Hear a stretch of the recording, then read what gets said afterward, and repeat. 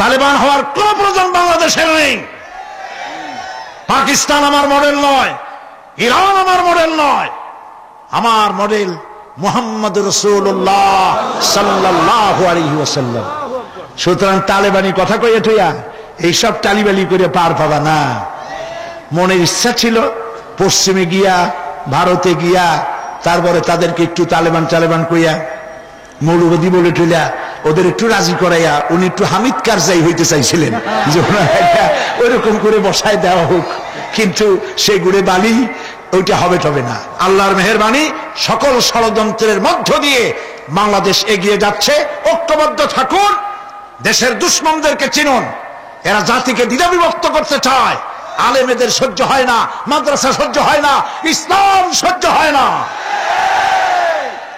আমরা এই 4 দলীয় ঐক্যজোটকে টাইট রাখবো। আমরা চাকরি করি না, আমরা গভর্নমেন্টের গোলাম নই, আমরা সহযোগী মাত্র। ইসলামের বিরুদ্ধে যদি এই সরকার কোন পদক্ষেপ গ্রহণ করে, বাইরে যেমন বাঘের মতো গর্জায়, পার্লামেন্টের সিংহের মতো গর্জন করব।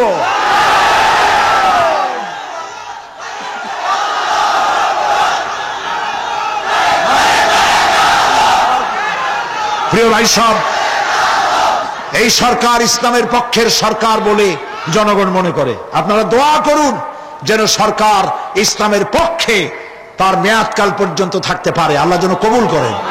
সবাই বলেন আমিন। শেষ কথা, আরেকটা নির্বাচন সামনে আসতেছে, ওটার নাম কি? ইউনিয়ন পরিষদের নির্বাচন। এত বড় মাহফিল, চতুর্দিক থেকে লোকেরা আসছেন, আপনারাই ভোটার, ঠিক না? ভোট কারে দিবেন, কি মার্কায় দিবেন, ওইটা আমার বলার কোনো দরকারই নেই। আমি মৌলিক একটা কথা বলবো, সেই কথাটা হচ্ছে ভোট একটি আমানত। কিন্তু এই স্লোগানটা যারা বানায়েছে, আমার ভোট আমি দেব, যারে খুশি তারে দেব, এটা পাগলের কথা, এটা পাগল।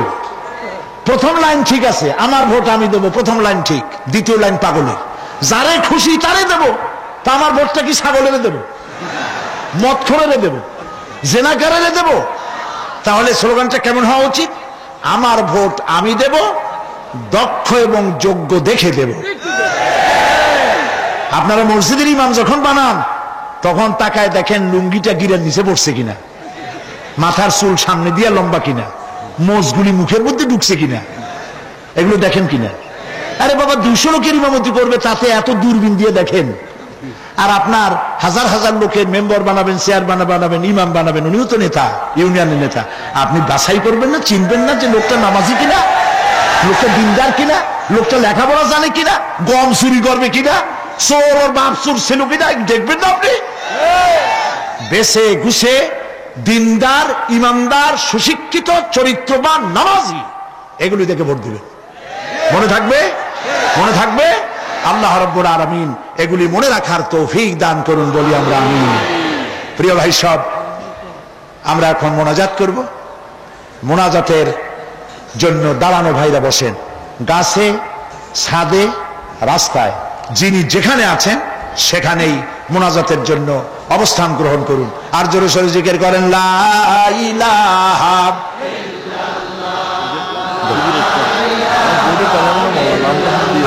বলে দেন।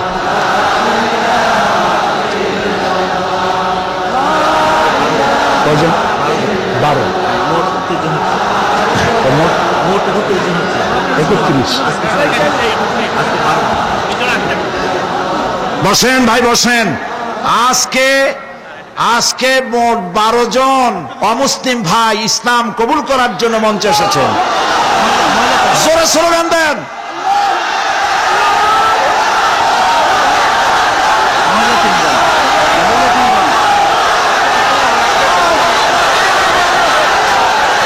বসুন বসুন বসেন, মেহেরবানি করে বসুন ভাই, মেহেরবানি করে বসেন, বসেন, মেহেরবানি করে বসেন। দাঁড়ানো ভাইরা বসা মানুষরা দাঁড়ানো ভাইদেরকে অনুরোধ করেন, বসেন বসেন। না বসতে দেখবেন কেমনে? আজকের 12 জনের 3 জন আমাদের বোন, মহিলা, আর 9 জন হচ্ছে পুরুষ, মোট 12 জন। এবারের তাফসীরের মাহফিলে মোট প্রথম দিন থেকে নিয়ে পর্যন্ত 31 জন লোক ইসলাম কবুল করলেন। জোরে বলেন আলহামদুলিল্লাহ। রব্বানা করিম, রব্বানা লাকাল হামদ। আমি এখন এদেরকে ডাকতেছি, যাকে যাকে ডাকবো একটু দূরে সরে দাঁড়াও, কাছে কাছে আসবা। শ্রী মৃণাল চন্দ্র রায়, পিতা শ্রী দেবেন্দ্রনাথ রায়, বাড়ি শমশের পাড়া, চাঁদগাঁও, চট্টগ্রাম। বর্তমান নাম পছন্দ করেছে মোহাম্মদ নুরুল আমিন। সজল বড়ুয়া, পিতা নির্মল চন্দ্র বড়ুয়া, জাহানপুর ফটিকছড়ি। বর্তমান নাম পছন্দ করেছে মোহাম্মদ সাইফুল্লাহ। মিলন চন্দ্র দেব, পিতা যোগেন্দ্র চন্দ্র দেব, জাতে হিন্দু, বাড়ি বাকুলিয়া, চট্টগ্রাম। বর্তমান নাম পছন্দ করেছে মোহাম্মদ মিজানুর রহমান। সুকান্ত বড়ুয়া, পিতা সন্তোষ বড়ুয়া, জাতে ধর্ম হচ্ছে বৌদ্ধ। বর্তমান নাম পছন্দ করেছে আব্দুল্লাহ আল মামুন, বাড়ি হলো ডবল মুরিং, চট্টগ্রাম। সুমন পাল, পিতা অনিল পাল, ধর্ম হিন্দু, বাড়ি তুলাতলি, চাঁদগাঁও, চট্টগ্রাম। বর্তমান নাম মোহাম্মদ রফিক। গৌরঙ্গশীল, পিতা ব্রজেন্দ্রশীল, ধর্ম হিন্দু, বাড়ি পালংখালী, উখিয়া, কক্সেস বাজার। বর্তমান নাম মোহাম্মদ মুসা। জিতেন্দ্র ত্রিপুরা, পিতা মানিক ধন ত্রিপুরা, বাড়ি তৈলপাং, জামি পাং, মাটিরাঙ্গা, খাগড়াছড়ি। বর্তমান নাম মোহাম্মদ নুরুল করিম। জিতু পাল, মৃত সুব্রত পাল, পিতার নাম উত্তর বরিয়া, ফুলগাজী, ধর্ম হিন্দু। বর্তমান নাম পছন্দ করেছে মোহাম্মদ ওমর ফারুক।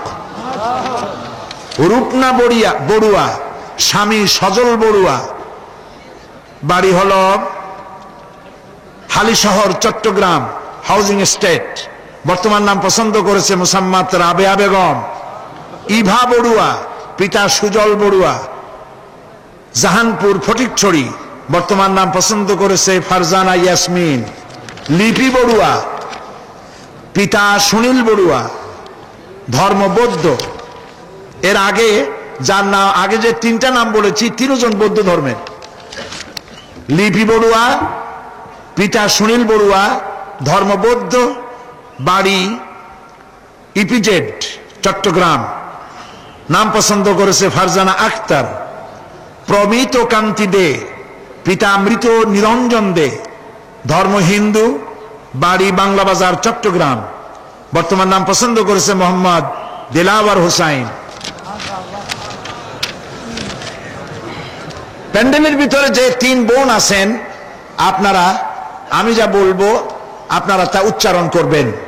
আর এই ভাইরা আমার হাত ধরো, সবাই কাছে আসো, সবাই একটু আসতে দেন। আপনারা পিছন থেকে একটু সরে যান, কাইন্ডলি কাছে আসেন। হাত ধরতে হবে, একটু জোরে জোরে বলতে হবে, লা ইলাহা ইল্লাল্লাহু মুহাম্মাদুর রাসূলুল্লাহ। আল্লাহ ছাড়া কোন ইলাহ নাই, মাবুদ নাই, উপাস্য নাই, মুহাম্মদ সাল্লাল্লাহু আলাইহি ওয়াসাল্লাম আল্লাহর প্রেরিত রাসূল। আশহাদু আন লা ইলাহা ইল্লাল্লাহু ওয়াহদাহু লা শারীকা লাহু ওয়া আশহাদু আন্না মুহাম্মাদান আবদুহু ওয়া রাসূলুহু।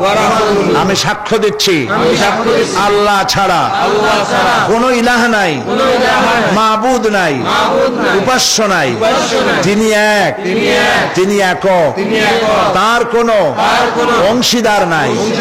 আমি আরো সাক্ষ্য দিচ্ছি মুহাম্মদ সাল্লাল্লাহু আলাইহি ওয়াসাল্লাম আল্লাহর বান্দা এবং তার প্রেরিত রাসূল। তোমরা সবাইকে বলো আসসালামু আলাইকুম। সালামের জবাব দেন সবাই। একটু দাঁড়াও, একটু দাঁড়াও। প্রিয় ভাই সব,